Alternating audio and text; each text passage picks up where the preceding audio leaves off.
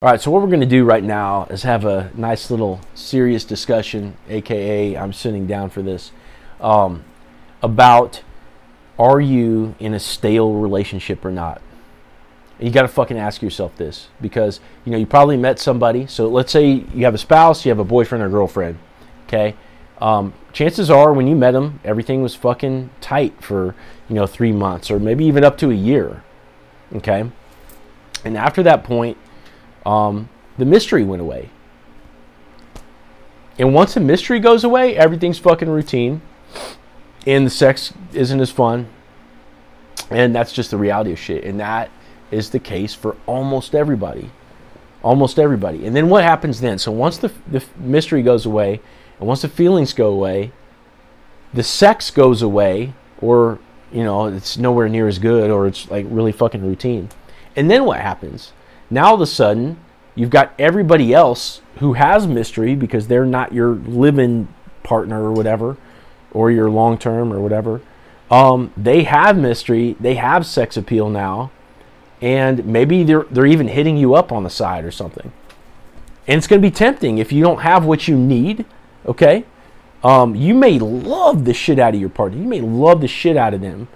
They may be the perfect fucking person for you. Like when you met them, like you're not an idiot. You didn't fall for the wrong person. You fell for them because they were your match. You know what I'm saying? Like they excited you. They made you feel everything was cool. And it doesn't matter how amazing a person is if you are in too close of quarters with anybody for long enough, that fucking mystery is going to go away. And that's the number one ingredient, like mystery and like distance is the number one ingredient for attraction to happen. Okay, so you can't blame yourself. You can't tell yourself you're in the wrong relationship. You can't say it's doomed. Okay, assuming everything else is there. Let's say the communication's there. The fucking cooperation's there. They listen. Everything is cool. They're a good parent or whatever. Assuming that all that good healthy shit is there. You can't doom it or look down on what you have because it's stale right now. Just understand you can lift this up, and we're going to talk about like how that happens.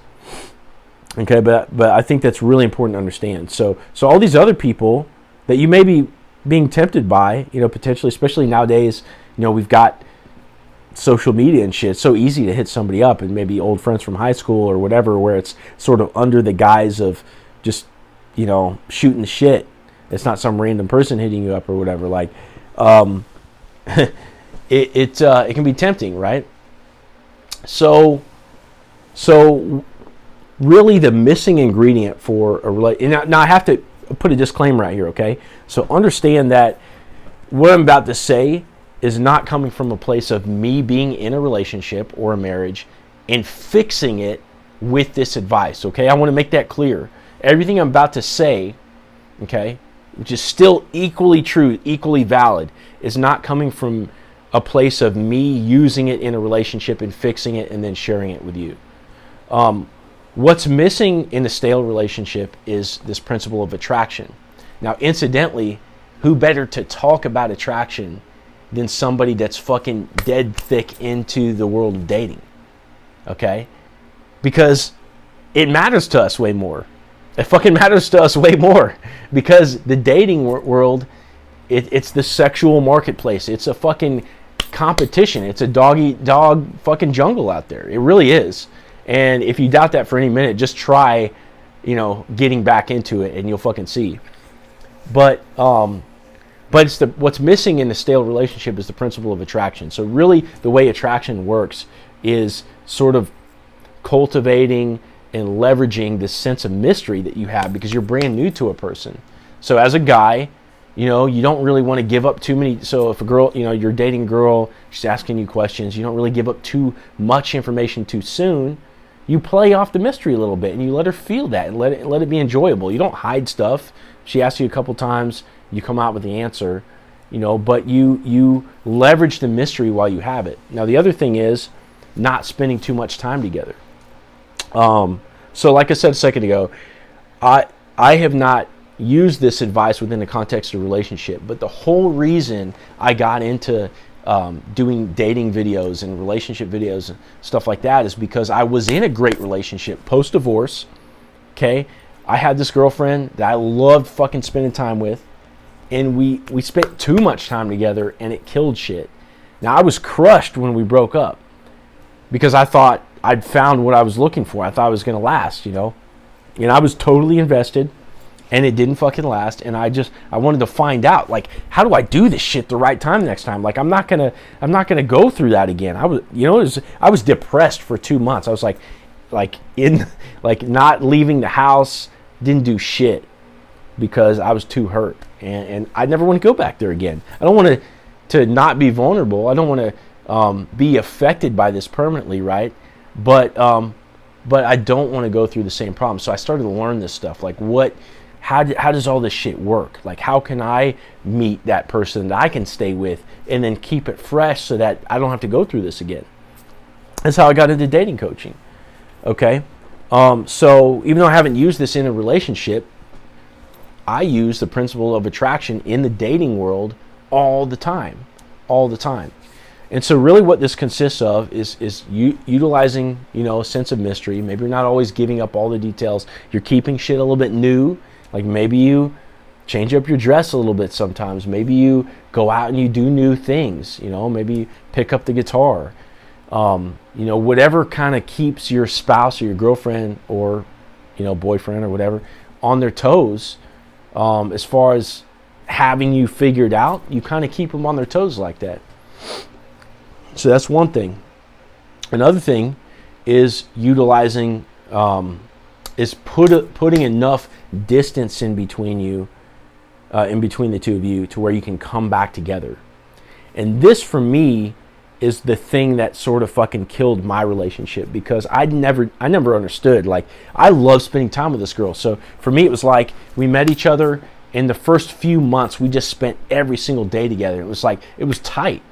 And I remember being like, there's this point where it was like 3 months into the relationship, and we're sitting around playing this board game. And I remember thinking in the back of my mind, it's like, fuck, like I should be doing something else right now. But I couldn't help myself from indulging in that moment because I loved spending time with her. I'm like, fuck, this is conflicting. It's like, I want to be next to this person, but I need to be doing other shit. And I couldn't stop myself and pry myself away from this fucking board game. I just, like, you know, I needed to, but I didn't get how it worked, right? So ultimately, you know, if you play that out, eventually she starts kind of pulling away a little bit, you know, to kind of find herself again. And as she pulls away, I'm chasing a little bit because I'm trying to repair what we had, which was too much, you know, and not allowing the space to happen, which would have allowed an opportunity for us to come back together. And that's another way that attraction works. Okay, so this is what I had to learn. This is what I had to learn after this failed relationship. And so if you're in a stale relationship right now where the sex is bad, there's no mystery there. It's like this person is just the fucking everyday person to you, even though you love the shit out of them. You may have kids with him. Like, you may have fun together. Like, you may share each other's sense of humor. Like, all these fucking things that, like, add up to why this is your person. And yet you still come home at the end of the day and you're like, ho fucking hum. Like, you know what I mean? And if that's the spot you're in, you need to recognize that it's not doomed. You don't have to cheat or anything like that. There's things that you can do. So really, like, when you just think about it off the top of your head, like each person should have their own activities. You should be comfortable with each person having their own friend group. Like, do you trust your partner enough to go out with their buddies or whatever and go fucking spend time apart? Time apart is huge. For men, and now I don't have the equivalent of this to women, because, you know, for me as a man, what I've done in my time is ingested mostly dating advice and relationships advice for men. So a lot of what I have to say is directed directly at men. And really what that is, you know, you want to be on your life purpose. You want to have something that makes you passionate and takes you out of the home a little bit and gives you energy.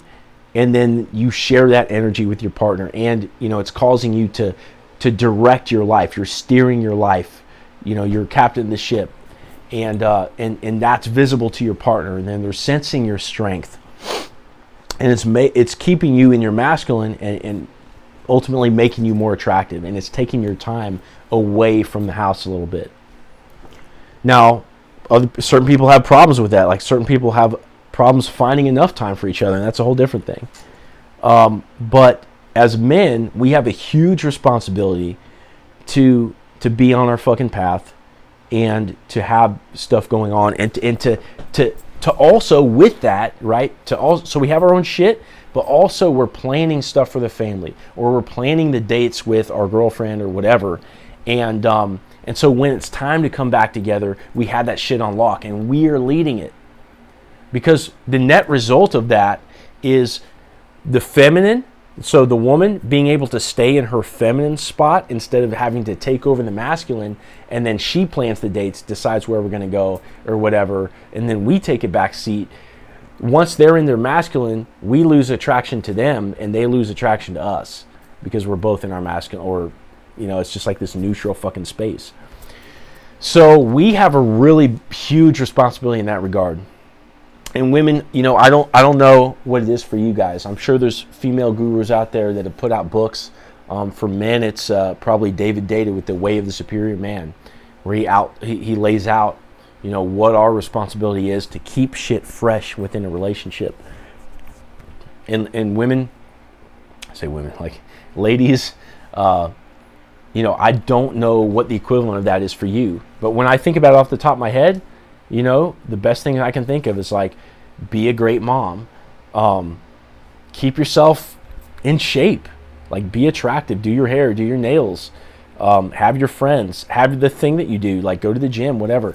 And I'm sure there's more to it than that. But that's my basic offering, in this video. But at the end of the day, don't flip out about it. So there's things that you can do.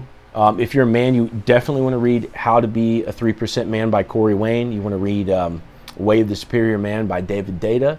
And aside from that, like I said, so I use this stuff in the dating world. I've seen it happen time and time again, where I've turned around maybe some girl that was sitting on the fence about me or whatever, and then things have come back around, and then we ended up going out having a good time.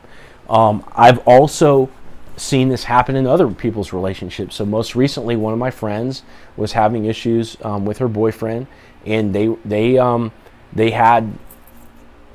spending a lot of time together, and then they needed to inject some space into it. And sure enough, when they did, shit came right back together.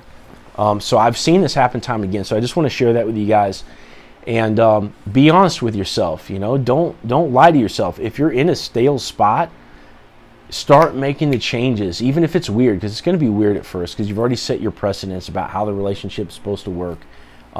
Start making the changes, even if it's weird, because the ultimate result of lying to yourself about whether or not shit's stale is that, probably eventually somebody's going to cheat.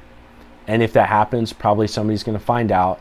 And then, and then the whole foundation that you built together is ruined, and it doesn't have to come to that.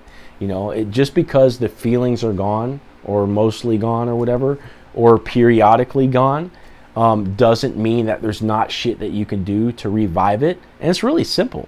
The solution is really simple. So keep that in mind, and glad we talked about this.